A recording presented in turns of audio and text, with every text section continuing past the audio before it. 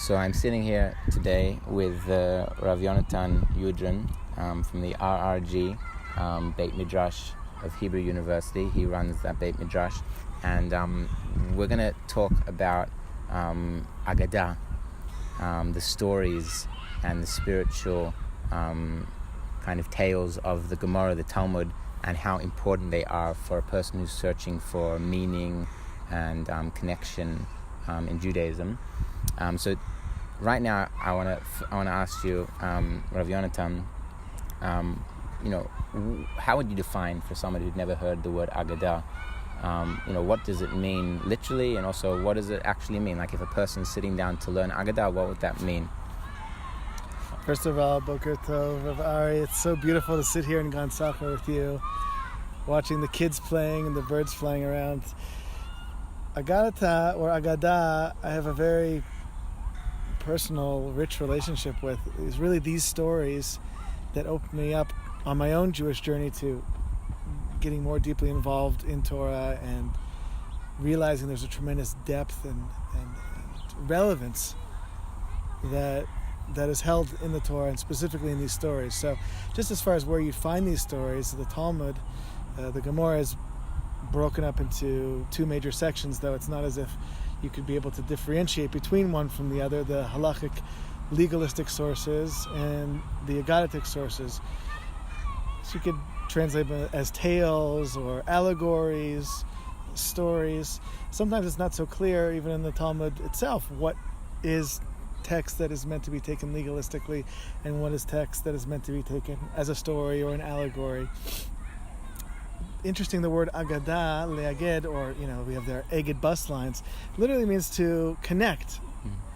And I think just as far as opening up, what is Agada, or what is it connecting us to? What is being drawn together? So I guess on one level you could say that these are stories, different stories about different characters, different rabbis, different sages throughout the time period that the Gemara is being codified, between 200 and 500 CE. But I think it also hints to the need to connect the halachic pieces, the legalistic text, with the broader spiritual ideas behind it, as well as the people who are teaching these ideas, so that the legal code doesn't become dry. It doesn't become just a book on the shelf with this you do, this you don't do. No, these are people that embody these ideas, these laws, that live them into the world.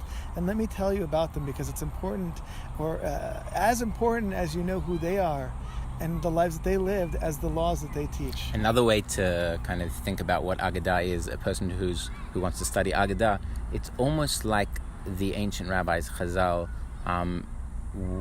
were aware that when I teach you halakha, I want you to realize that it's not just the actions that matter. There's a whole spiritual world that should be going on in a person when they're doing these actions, and in order to do that, they're going to tell you the stories of how these rabbis interacted with the laws. So that's one way of thinking about what Agada is. You're going to study the lives of the rabbis who did the laws. But another way is, because it's not always just about the rabbis, some of these stories are just fantastical. It's almost like science fiction. Rav Shagar says sometimes they're like science fiction, and there's like magic in them, and people are flying to the sky. And so I think another way to think about what it means to study Agada is really to study ancient Jewish philosophy and mysticism. And because the rabbis, they didn't write in a style that was like a lecture, like a book, so they put them more in stories. And the Jewish people are famous for being good storytellers. This is really the beginning, or one of the beginnings, of where the rabbis like to tell stories. And so what we're going to do over the next few hours together is we're going to go through different Agadot, different stories from the Talmud, from the Gemara, and these are talking about really ancient stories, and try and uncover together what were the rabbis trying to convey, what type of ethical, spiritual, psychological message were they trying to convey to the reader. I think it's very important, Rav Yonatan, like when a person's reading the Agada, they're aware that's the goal. The goal is not just to read something that happened, but something that is happening to us.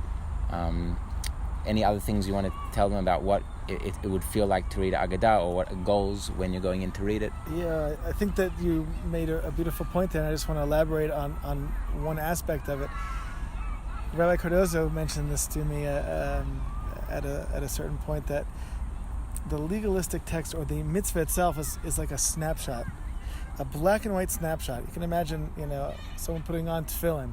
So at the moment that the person puts on the tefillin and is ready to say the bracha, there's a black and white snapshot of what that mitzvah is, and that's really the legalistic component. But how do we add color, texture, movement, like a movie, to this mitzvah, to take it from just being a cold legalistic act and to understand it in its broader significance and in its context, in the spiritual context, in the mystical context, in the philosophical context, as we say. So I love the idea of Agada being that beautiful, colorful paintbrush that colors the legalistic text around it. The other thing you talked about is, as far as how do we relate to this and the truth of the ideas. My sense is that Chazal have a different understanding of what truth is than maybe we do today. And there's a lot of discussion about truth in the news and in popular culture. The rabbis may not have recorded stories as their literal truth. Not to say that they were lying or make something up. Some of the stories are clearly allegorical. The stories of Rav Bar Chana and a frog turning into a mountain and these type of things. But the point of them, I think, is not to put down historical facts per se. Not that they were against that, but they're trying to get at truth in the deeper sense, as the Maharal talks about when he speaks about Agada all the time, that the sages are concerned with the ideas be'etzem, be'mahut, and the etzem, the essence of it, also atzamot in Hebrew, or the bones of it. The rabbis wanted to teach us the essence of life, and the quote from Robin Williams, to suck out the marrow of life, from Dead Poets Society, one of my favorite movies as a kid. The rabbis were looking to suck the marrow out of life. And these stories are illustrative of that. That's the truth that they're trying to get across. Not as important the historical components of it.